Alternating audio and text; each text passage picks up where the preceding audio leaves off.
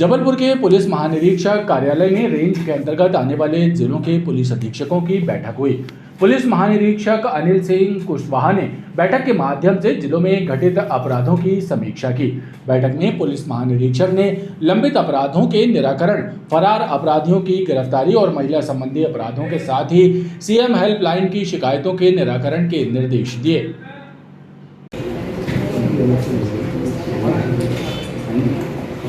जबलपुर के पुलिस महानिरीक्षक कार्यालय में बुधवार को मासिक अपराध समीक्षा बैठक हुई। जबलपुर के पुलिस महानिरीक्षक अनिल सिंह कुशवाहा ने रेंज के अंतर्गत आने वाले सभी जिलों के पुलिस अधिकारियों की मौजूदगी में अपराधों की समीक्षा की। बैठक में आईजी ने लंबित अपराधों के निराकरण, विभिन्न अपराधों में फरार अपराधियों की गिरफ्तारी के निर्देश दिए। साथ ही कानून व्यवस्था बनाए रखने और अवैध कारोबार पर अंकुश लगाने के लिए प्रभावी कार्रवाई करने का निर्देश भी दिया। सभी पुलिस अधीक्षकों के साथ ये मासिक अपराध समीक्षा बैठक है। इसमें बेसिकली हम लोग ये देखते हैं कि कौन कौन अपराध का निराकरण पेंडिंग है, कौन सा महत्वपूर्ण अपराध है, किसको प्रायोरिटी के साथ निकालना है, उनकी सज़ा किस तरह अधिक से अधिक कराई जा सकती है, जो चिन्हित प्रकरणों हों उनका निराकरण, महिला संबंधी अपराधों का खास तौर पर जो जिनका समय सीमा में चालान होना चाहिए उनका देखते हैं हम जो है। इसके अलावा हमारी स्ट्रेटेजी अगले महीने तक, हम इस महीने अगला क्या प्रोग्राम रहेगा, हम क्या कार्रवाई करेंगे और हमारा क्या योजना है, वो कार्य योजना बनाते हैं। साथ में जो भी त्यौहार या दूसरी चीज़ें आने वाले जो कानून व्यवस्था की चीज़ें होंगी उस पर भी समीक्षा की जाएगी। देखिए, जो भी अपराध हुए हैं आप देख रहे हो कि सभी अपराधों में हम लोगों ने तत्काल कार्रवाइयाँ की है और जो अपराध जिसमें भी हुआ है, घटनाएं हुई हैं, उन घटनाओं में कार्रवाई करने में कोई कमी नहीं रह गई है। और जो चीज़ें रहेगी उन बिंदुओं पर चर्चा करेंगे, कहाँ बढ़ा है, जो बढ़ा है उसको भी हम लोग उसको कैसे कंट्रोल कर सकते हैं, कैसे प्रतिबंधक कार्रवाई कर सकते हैं। बैठक में जबलपुर रेंज के अंतर्गत आने वाले जिलों के पुलिस अधीक्षकों के साथ ही जबलपुर और छिंदवाड़ा रेंज के उप पुलिस महानिरीक्षक स्तर के अधिकारी भी मुख्य रूप से मौजूद रहे। माध्यमिक शिक्षा मंडल भोपाल द्वारा 17 परीक्षा केंद्रों पर रुक जाना नहीं परीक्षा का आयोजन किया जा रहा है। इसमें कक्षा 10वीं एवं 12वीं के 5,500 विद्यार्थी परीक्षा दे रहे हैं ताकि इनका साल खराब ना हो और नए शिक्षा सत्र में अगली कक्षा में प्रवेश मिल सके।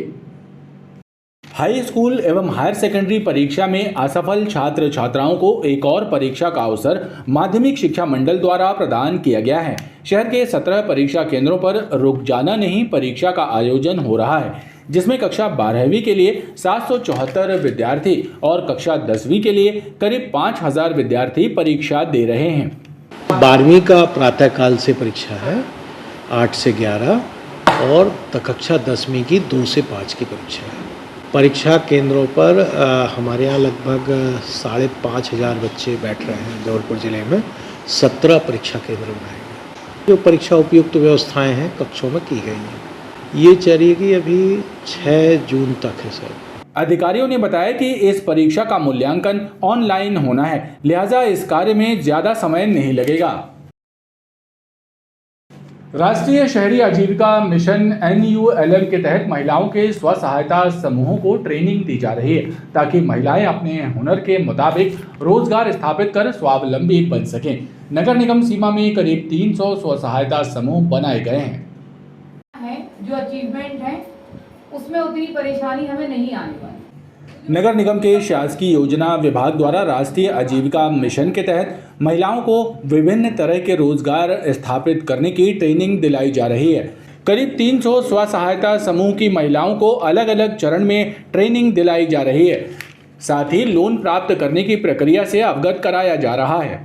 पहल संस्था द्वारा SHG का निर्माण कराया जाता है। तो आज जितने भी इन्होंने SHG बनाए हैं, SHG के बाद जो हमारा एक ALF बनता है, उसके बाद CLF बनता है, तो उसको इनको क्या कार्य करना है उसकी ट्रेनिंग के लिए, प्रशिक्षण के लिए ये कार्यक्रम आज किया जा रहा है। लगभग 100 महिलाएं इसमें सम्मिलित हैं। इनसे इनको रोजगार मिलेगा। इसके अलावा जो महिलाएं जो हुनर जानती हैं उनको वो हुनर निखारने का मौका मिलेगा।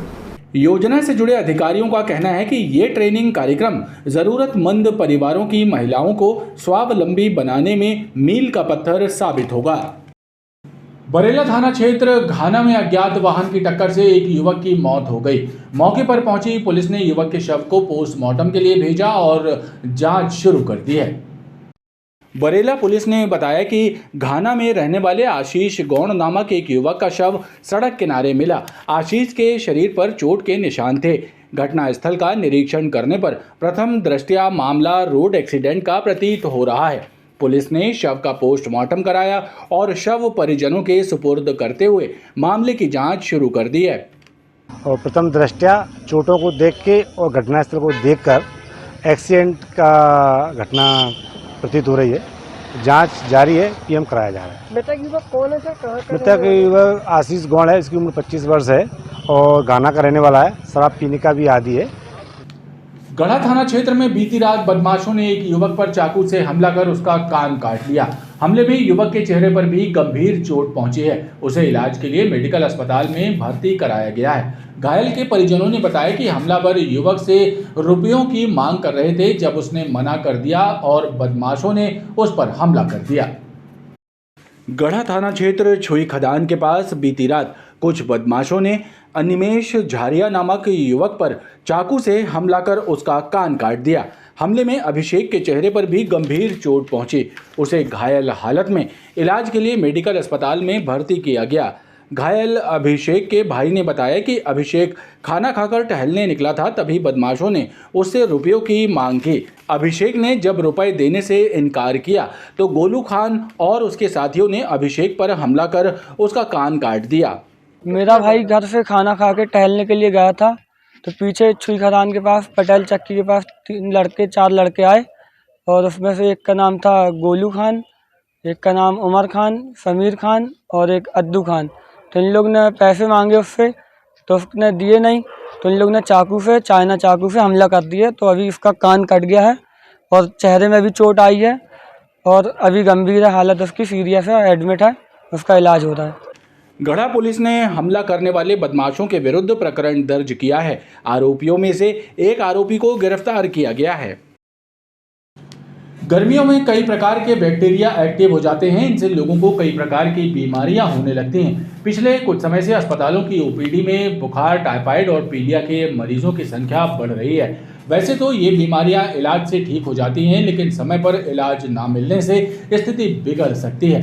डॉक्टरों का कहना है कि इन बीमारियों के प्रति लोगों को सचेत और सावधान रहना चाहिए।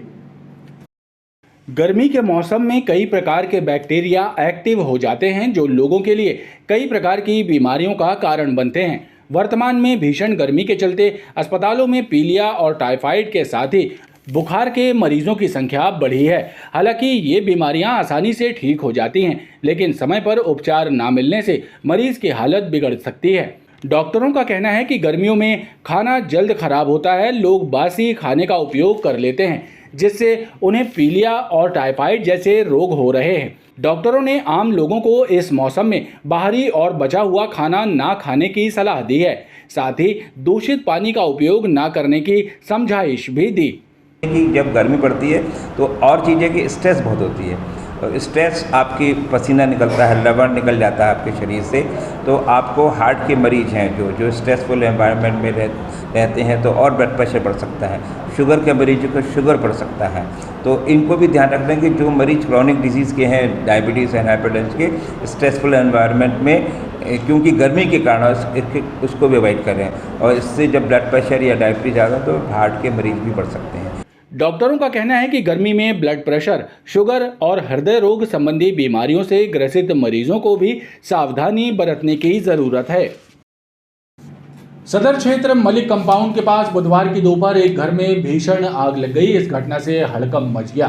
तत्काल दमकल विभाग को सूचना दी गई, जिसके बाद दमकल कर्मी दमकल वाहनों के साथ मौके पर पहुंच गए। दमकल कर्मियों ने 3 दमकल वाहनों की मदद से आग पर काबू पाया, लेकिन इस अग्नि हादसे में घर में रखा गृहस्थी का सामान जलकर खाक हो गया।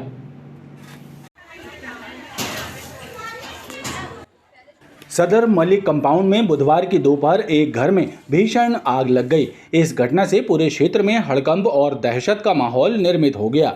स्थानीय लोगों ने तत्काल दमकल विभाग को घटना की जानकारी दी, जिसके बाद दमकल वाहनों के साथ दमकल कर्मी मौके पर पहुंचे और 3 दमकल वाहनों की मदद से आग को काबू में किया।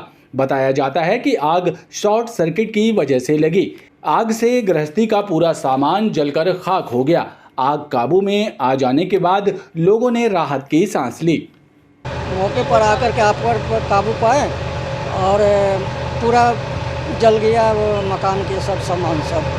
कितनी गाड़ियाँ लगी फायर ब्रिगेड की? 3 गाड़ी लगी है। नुकसान पूरे मकान में के सामान सब गिरी, सब जल गया है। वैसे तो पूरा खाका ही हो गया है। क्या क्या रखा? सोफा टीवी पलंग बिस्तर और क्या कारण मानते हैं? शॉर्ट सर्किट बता रहे वो।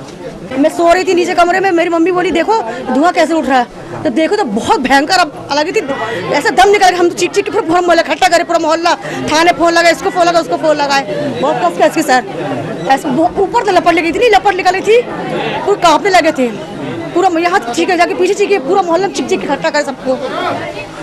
अग्नि हादसे में 2 लाख रुपए से ज्यादा का नुकसान होने का अंदाजा लगाया जा रहा है।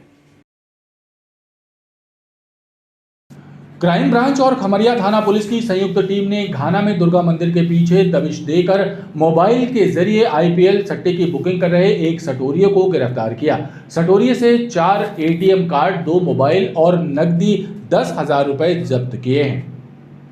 क्राइम ब्रांच और खमरिया थाने की संयुक्त टीम ने खमरिया के घाना इलाके में दुर्गा मंदिर के पीछे दबिश देकर पनागर ग्राम सिंगौर निवासी मुकेश केवट को आईपीएल क्रिकेट का सट्टा खिलाते हुए पकड़ा। मुकेश मोबाइल पर ऐप के जरिए सट्टा खिला रहा था। उससे पुलिस ने 2 मोबाइल, 4 एटीएम और 10,000 रुपए नकदी जब्त किए। पूछताछ पर मुकेश ने बताया कि वो पनागर निवासी दिलीप कुकरेजा के माध्यम से आईडी लेकर आईपीएल सट्टे का काम कर रहा था। पुलिस ने दिलीप के विरुद्ध भी प्रकरण दर्ज किया है और पुलिस फरार दिलीप की पतासाजी कर रही है। जबलपुर में भीषण गर्मी के बीच देर शाम को तेज आंधी तूफान के साथ बारिश हुई। तेज हवाओं के साथ हुई बारिश के बीच खमरिया क्षेत्र में 2 विशालकाय पेड़ विद्युत लाइनों पर गिर गए, जिससे न सिर्फ क्षेत्र की विद्युत आपूर्ति बाधित हुई बल्कि खमरिया फैक्ट्री को जाने वाला मार्ग भी अवरुद्ध हो गया। जानकारी लगते ही विद्युत विभाग के कर्मचारी सुधार कार्य के लिए मौके पर पहुंच गए। जबलपुर में भीषण गर्मी के बीच देर शाम जोरदार आंधी चली और बारिश भी हुई। अचानक बदले मौसम से जहां सामान्य जनजीवन प्रभावित हुआ, तो वहीं खमरिया फैक्ट्री मार्ग पर 2 विशालकाय पेड़ भी विद्युत लाइनों पर गिर गए। पेड़ गिरने से न सिर्फ क्षेत्र की विद्युत आपूर्ति ठप हो गई, तो वहीं आवागमन भी पूर्ण रूप से बाधित हो गया। जानकारी लगते ही विद्युत विभाग सहित अन्य विभागों का अमला मौके पर पहुंच गया और सुधार कार्य को शुरू किया। हालांकि इस दौरान राहगीर वाहन लेकर मार्ग से गुजरने का प्रयास करते रहे, जिससे दुर्घटना होने का खतरा भी बना रहा। खमरिया में जो अभी थोड़ी देर पहले आंधी तूफान आया था, इससे नुकसान काफ़ी हुआ है, लेकिन अभी जो मेन रोड है गेट नंबर 7 गेट नंबर 1 के बीच में यहाँ 2 पेड़ गिर गए एलटी लाइन पे, और उसकी वजह से आधा एरिया वेस्टलैंड का और मिडलैंड का ये बंद है, और ये सुधार कार्य होने में लगभग 2 से 3 घंटा लगेगा और अभी मैन पावर का इंतजाम किया जा रहा है। हाँ, लोगों को यहाँ आने जाने से रोका जा रहा है, लेकिन लोग मान नहीं रहे। इतना बड़ा पेड़ गिरा हुआ है, एक्सीडेंट का चांस है, लोग स्लिप हो रहे हैं, तार खींच रहे हैं, तो इससे करंट लगने के चांसेस भी हैं और लोग इसमें नाले में गिर भी सकते हैं। मौसम वैज्ञानिकों ने जानकारी देते हुए बताया कि राजस्थान के ऊपर बने कम दबाव के क्षेत्र और बंगाल की खाड़ी से आ रही नमी भरी हवाओं के कारण प्रदेश में 2 तरह के मौसम देखने को मिल रहे हैं। जबलपुर संभाग सहित आसपास के क्षेत्रों में आगामी 2 से 3 दिन तक तेज आंधी तूफान और गरज चमक के साथ बारिश होने की संभावना बनी रहेगी। और चूँकि अभी जो मॉइस्चर है उसकी वजह से ये जो आप ग्रीन पार्ट में देख सकते हैं, जबलपुर संभाग के जिले, भोपाल और ग्वालियर चंबल संभाग के जिले और कुछ जिले सागर संभाग, जिसमें सागर, दमोह जिले और खंडवा और खरगोन, बुरहानपुर, यहाँ पे हल्की बूंदाबांदी, कहीं कहीं तेज हवाएं 40 से 50 किलोमीटर प्रति घंटा की रफ्तार से, और साथ में वज्रपात की घटनाएं ये अभी आगामी 1-2 दिनों तक और जारी रहेंगी। जबलपुर में बुधवार को अधिकतम तापमान 42 डिग्री सेल्सियस और न्यूनतम तापमान 29 डिग्री सेल्सियस दर्ज किया गया। संभाग के जिलों में आगामी 24 घंटों में बारिश और तेज आंधी चलने की आशंका व्यक्त की गई है। खबरों का ये क्रम लगातार जारी है, आप देखते रहिए BTV न्यूज़।